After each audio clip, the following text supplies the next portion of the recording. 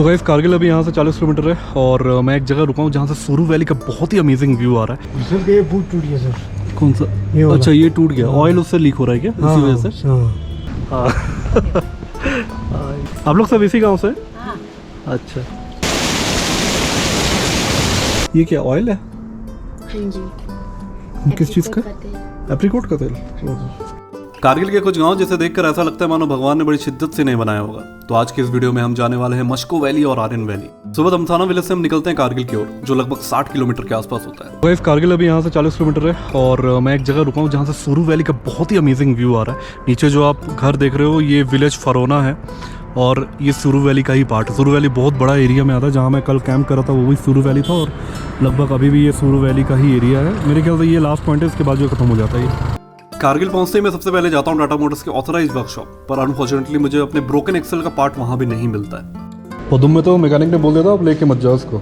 वहाँ मैंने 2 दिन वेट किया कि भैया मंगा दो, तो वहाँ पे आया नहीं। वहाँ तो आ नहीं सकता है। हाँ फिर यहाँ के ही कुछ लोग मुझे एक रेफरेंस देते हैं दानिश भाई का, जो कारगिल के इकलौते एक्सेल मैकेनिक है। फ्रंट में गियर चेंज करने के बाद एक्सीलेटर जब मारते हैं तब आता है, और बैक में तो अभी आ ही रहा था, आपने सुना होगा तो झटका एक ही बार मारता है। वैसे एक्सीलेटर मार के जब छोड़ते हैं ना तो कट से एक आवाज देता है। हाँ, वही। ये बूट टूट गया सर। कौन सा?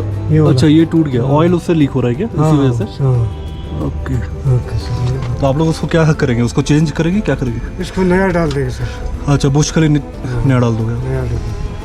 ये टूट गया है क्या? ये टूट गया सर, टूट गया। ये सेट होगा ना इसमें? हाँ 2 बोल्ट खोलेंगे चलेगा उसमें। हाँ ये खोलो ना, वही तो बोल रहा हूँ। हाँ। तो बोल्ट खोल के लगा तो सकते हो। नहीं सर इसमें जो है ना इसमें गुना होता है। ये पहले खोल के देखेंगे, हम लोग से होने वाला होगा तो कर देंगे, नहीं तो खराब पे ले जाके आदमी बनवा के आपको गाड़ी ओके कर देगा।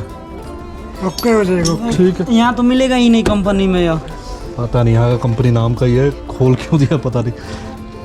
मैंने पूछा उससे कि टाटा की गाड़ी आती है, बोलते नहीं कभी नहीं आती। मैंने फिर खोला कि मैं टाटा का।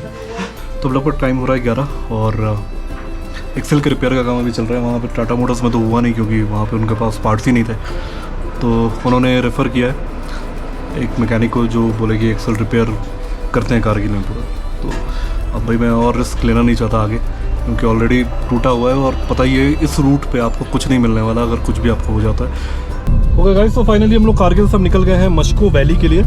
लगभग यहाँ से 70 किलोमीटर है और 1.5 से 2 घंटा लगेगा पहुँचने में। मश्को वैली एक्चुअली द्रास का पार्ट है। हम उल्टा जा रहे हैं श्रीनगर वाले रूट पे मश्को वैली को एक्सप्लोर करने के लिए। और यहाँ पे काम हो गया है, पर ये जुगाड़ वाला काम है, ये मान के चलो। आप बिलीव नहीं करोगे कारगिल में इतनी ज़्यादा गर्मी है, मुझे दिल्ली वाली फील आ रही है सच में दिन के टाइम पे। रात की बात नहीं कर रहा। अभी देखो मैं आपको दिखाता हूँ जूम करके। मैंने ओडोमीटर पे आपको टेम्परेचर दिख रहा होगा 32 डिग्री, और यहाँ का 32 डिग्री ना भाई, वो दिल्ली के 40 के बराबर है। कारगिल से अब हम जा रहे हैं मश्को वैली। 1999 की कारगिल वॉर में मश्को वैली का कुछ पार्ट पाकिस्तानी आर्मी ने कैप्चर कर लिया था, जिसे वॉर खत्म होने के बाद इंडियन आर्मी ने रिकैप्चर कर लिया है।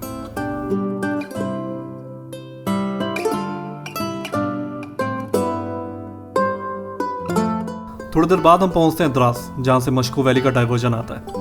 और गैस तो गूगल मैप के हिसाब से मश्को वैली पहुंच गए हैं, पर मश्को गांव जो है पीछे खत्म हो चुका है और आगे अब सिर्फ रोड जा रही है। भाई मैं देखना चाह रहा हूँ कि आगे जाके है क्या, मैंने कोई और छोटा मोटा गांव होगा।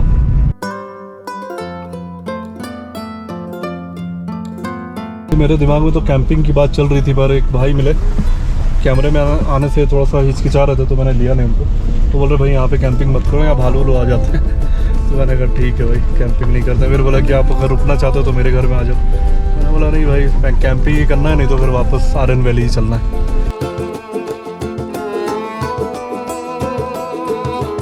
मश्को वैली में मैं अब ढूंढ रहा था एक रिवर फ्रंट तक जाने का रास्ता, और गलती से मैं यहाँ पहुँच जाता हूँ।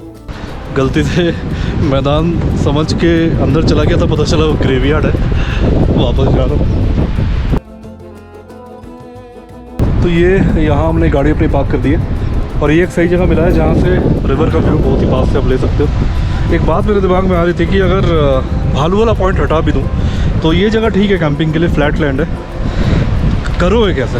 पॉइंट है कि ठीक सामने जो जाली वाला आपको दिख रहा है वो ग्रेवयार्ड है। मेरे को लगता नहीं अगर किसी को पता होगा कि वो ग्रेवयार्ड है तो यहाँ पे कोई कैंपिंग करेगा। अब मश्को वैली से मैं निकलता हूँ कारगिल के लिए। वापस जाते समय मुझे यहाँ के ट्रेडिशनल आर्किटेक्चर के घर दिखाई देते हैं, जिन्हें देखकर ये लग रहा था कि काश मुझे आज यहाँ रुक जाना चाहिए था।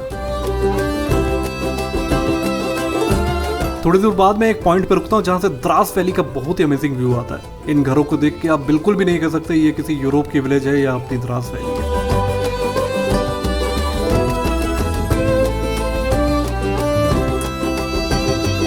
एक छोटा सा ब्रेक लेने के बाद मैं शाम को कारगिल पहुंचता हूँ। ओके, तो आज रुकने का प्लान कारगिल में ही कर रहा हूँ, क्योंकि आर्यन वैली के रूट में मुझे कुछ भी रुकने का इंतजाम नहीं दिख रहा। ऊपर से बॉर्डर रोड है तो कैंपिंग का इशू हो सकता है। तो आर्यन वैली का प्लान अब कल का ही है। चलो मिलते हैं कल सुबह। गुड मॉर्निंग दोस्तों, एक नए दिन की शुरुआत। मैं हूँ अभी कारगिल में और आज हम निकलने वाले हैं आर्यन वैली के लिए। सो सब कुछ तैयार हो चुका है, गाड़ी में मैंने सामान रख दिया है। सुबह के बज रहे अभी लगभग 9:30 होने वाले थे, ऑलमोस्ट 9:30।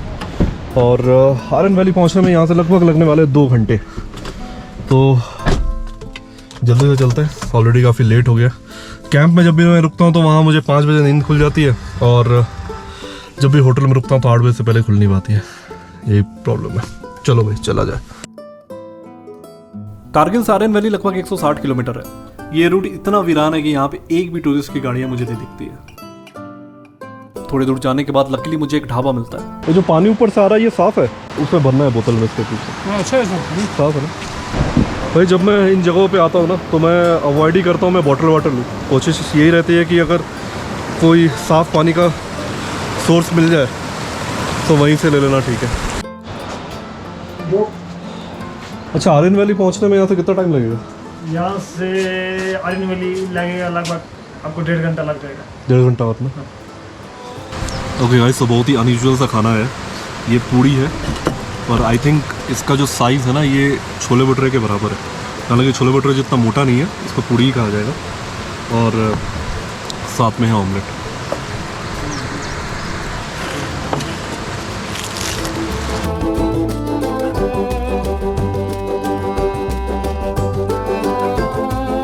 तो ऐसा मुझे बिल्कुल भी आइडिया नहीं था कि इस रास्ते में एक पास भी आएगा।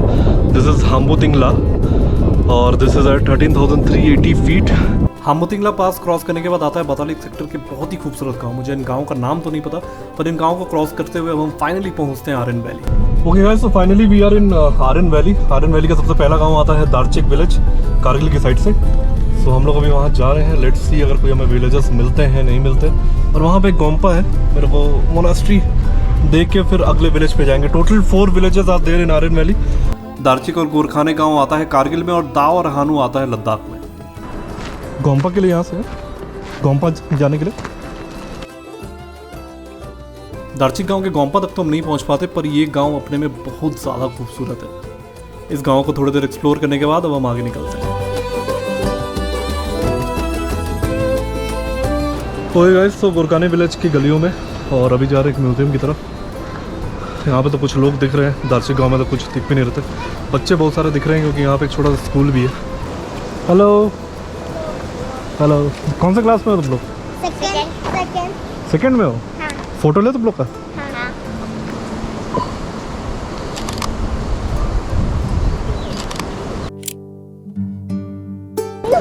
चलो बाय बाय। गोरखानी विलेज में सबसे पहले हम जाते हैं यहाँ के हेरिटेज म्यूजियम में। इस 500 साल पुराने घर को अब म्यूजियम में कन्वर्ट किया गया है। आज से 500-600 साल पहले आर्यंस यहाँ किस तरह से रहते थे, उनकी क्या लाइफस्टाइल थी, बेसिकली इस म्यूजियम में आप वो सब कुछ देख सकते हैं। बूढ़े होते हैं ना, वो लोग तो पहनते हैं, मतलब जैसे जवान जब कुछ जैसे फंक्शन होगा तब पहनते हैं। म्यूजियम से निकल के हम पहुँचते हैं इस गाँव के एक प्राइमरी स्कूल में। अच्छा नहीं है हमारा स्कूल के। नहीं बहुत अच्छा है। किसने बोला? ये सब छोड़ दिया। नहीं, मैं स्पीति में भी गांव में जाता हूँ ना स्कूल, वहाँ से तो काफ़ी अच्छा। वहाँ के स्कूल की हालत बहुत ख़राब है इससे भी। स्पीति का लाहौल स्पीति का। आप कहाँ गए? मैं तो दिल्ली में रहता हूँ, झारखंड से हूँ। मैडम आप लोग यहीं से हो? इसी गांव से? इसी गांव का नहीं सर, मैं तो लेस हूँ। अच्छा, आप लेस हैं? ये भी उधर से। मैं थोड़ा दूर से हूँ, दार्चिक के। अच्छा, दार्चिक में गया था अभी। दार्चिक, हाँ। स्कूल में ना अभी लंच टाइम हुआ है, तो यहाँ पे क्या है कि लंच में बच्चे अपने घर जाते हैं, लंच करते हैं, फिर वापस आते हैं। सो मुझे बच्चों से मिलना था, बच्चे कोई है नहीं, अभी चलते हैं क्योंकि उनको आने में आधा घंटा लगेगा। यहाँ से निकलने के बाद मैं पहुँचता हूँ दा विलेज। दा और हानू ये 2 विलेजेस है जहाँ ऐसा कहा जाता है कि फॉरेनर स्पेशली यूरोपियन वुमेन आती है इस आर्यन रेस के लिए, पर यहाँ के लोग इस चीज़ के बारे में खुलकर बात नहीं करते। ओके गाइस, तो फाइनली दा विलेज पहुँच गए। ओके, गाड़ी मैंने पीछे लगा दी है क्योंकि यहाँ का रास्ता बहुत ही पतला है। हर गांव में ना यहाँ पे आर्यन वैली में एक सेंट्रल जगह है जहाँ पे इस तरह की सीढ़ियाँ बनी है बैठने के लिए और पेड़ लगे हैं। ये चीज़ मैंने सबसे पहले गांव, क्या नाम था उसका, दारचिक, हाँ दारचिक में ये चीज़ मैंने नोटिस की थी। देखिए दा विलेज पहुँचने में मुझे यहाँ के लोकल्स मिलते हैं। जब मैं फ़ोटो के लिए पूछता हूँ तो वो रेडी होते हैं और प्राउडली बताते हैं कि हमें असली आ रहे हैं। आप ही का पहले आया।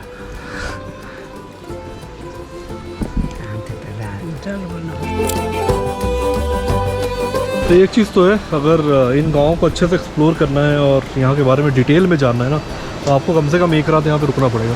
क्योंकि मेरी प्रायोरिटी लिस्ट में आर्यन वैली नहीं था इस बार, मैं तो आ गया बस कि चलो एक बार देख लेते हैं। तो गाइस, अब दा से निकलने का समय आ गया। तीनों गाँव में अगर मेरे से पर्सनली पूछो कि कौन से गाँव में स्टे करना पसंद करोगे, तो मैं बोलूँगा भाई दा गाँव। रीज़न है कि एक तो पानी की आवाज़ और गाँव का लैंडस्केप बड़ा खूबसूरत है यार। तो बाकी गाँव भी अच्छे हैं पर यहाँ पता नहीं सही लग रहा है।